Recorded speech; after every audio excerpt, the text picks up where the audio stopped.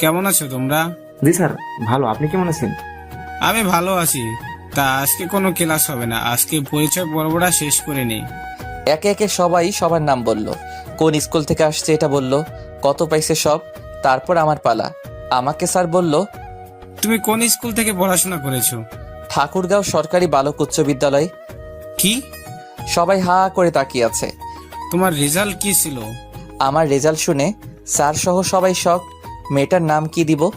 আপনারা বলে দিয়েন। তোমার রোল কত ছিল? জি, গোল্ডেন এ প্লাস। ভালো করে লেখাপড়া করবা, কোনো কিছু দরকার হলে আমাকে বলবা, লজ্জা করার দরকার নাই। জি স্যার, আর দোয়া করবেন। সবাই ভাবতেছে এই খ্যাতমার্কা ছেলেটা কেমনে গোল্ডেন এ প্লাস পাইছে। এরপর গেল ওই মেয়ের কাছে। আরে যে মেয়েটা আমাকে চর মারছিল ওইটা। আমি তো তোমাকে চিনি মামুনি, কিন্তু এরা তো চিনে না। এদের তোমার পরিচয়টা দাও। আমার নাম তাসফি তাসু উর্মি চৌধুরী। উর্মি গ্রুপ অফ ইন্ডাস্ট্রির মালিক আব্দুল মতিন চৌধুরীর একমাত্র মেয়ে। মেয়েটা যেমন তার সবকিছুই তেমন। কিরে, তুই এত কি ভাবতেছিস? না, কিছু না। হুম। তারপর স্যার চলে গেল, সবাই বাইরে চলে গেল, আমি আর সুমন বাদে। বাইরে চল যাই। না রে, যাব না। কেন? এমনি, বাইরে গেলেই ওদের আপনার শুনতে হবে। কে অপমান করবে তোকে? চল আমার সাথে। আমাকে জোর করে নিয়ে গেল। একটু পর একটা মেয়ে এলো আমাদের মাঝে। হাই, কি করো এখানে? দেখতে তো পারতেছো বসে আছি। আমি তামান্না জাহান মেহের, তোমাদের সাথেই পড়ি। ওহ, তা আপনাদের পরিচয় আমি জানি। সুমন জানলে ভালো।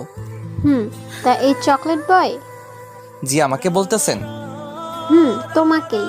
জি বলুন। তোমার বাসা কোথায়? গ্রামে।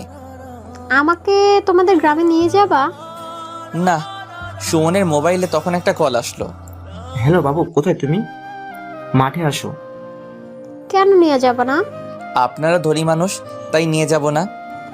আমি কখন বললাম আমি ধনী আর তুমি গরিব? এই তোরা কথা বল, আমি আমার জিএফ এর সাথে দেখা করে আসি। আচ্ছা যা। তা আমরা কি ফ্রেন্ডস হতে পারি? না। কেন? ওই যে আপনারা ধনী মানুষ তাই। ধুর, এত বুঝো কেন তুমি? ঠিকই বলছি। ওইটাই হলো এদেশের আইন। অমনি সুমন এলো, সাথে একটা মেয়ে। আমি বুঝতে পারলাম মেয়েটাকে। এটা হলো আমার জিএফ জুনাইরা। আর জুনাইরা, এটা আমার বন্ধু মুস্তাহির আহমেদ। ও আচ্ছা। চল এবার বসি। তখন চারজনে বসে আড্ডা দিতে লাগলাম। একে একে সব ক্লাস শেষ হয়ে গেল। আমি আমার সাইকেলটা নিয়ে বাসায় আসলাম। আমার এই অবস্থা দেখে তো আম্মু খুব টেনশনে পড়ে গেল। আমার মাথায় ব্যান্ডেজ, তাও প্রথম দিন কলেজে গিয়ে। কি রে বাবা, তোর কপালে কেন ব্যান্ডেজ? আসলে আম্মু, আমি সাইকেল নিয়ে যখন যাচ্ছিলাম তখন অ্যাক্সিডেন্ট হয়েছিল। কি, কিছু হয়নি তো বাবা তোর? না, কপালে একটু কেটে গেছিল, তাই ব্যান্ডেজ করছি আম্মু। আচ্ছা তুই এখন ফ্রেশ হয়ে আয়, আমি খাবার রেডি করতেছি। আচ্ছা আম্মু।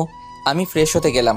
কিছুক্ষণ পর আবার আব্বু বাসায় চলে এলো কৃষকের যাবতীয় জিনিস নিয়ে। আব্বুও গোসল করে এলো, একসাথে খাইলাম। তারপর নামাজ পড়ে এসে দিলাম একটা আচ্ছা মতো ঘুম। তারপরের দিন আমি গেলাম কলেজে, কিন্তু আমার আজকে খুব তাড়াতাড়ি হয়ে গেছে, তাই একটা গাছের নিচে বসে আছি। তখন একটা প্রাইভেট কার ঢুকলো।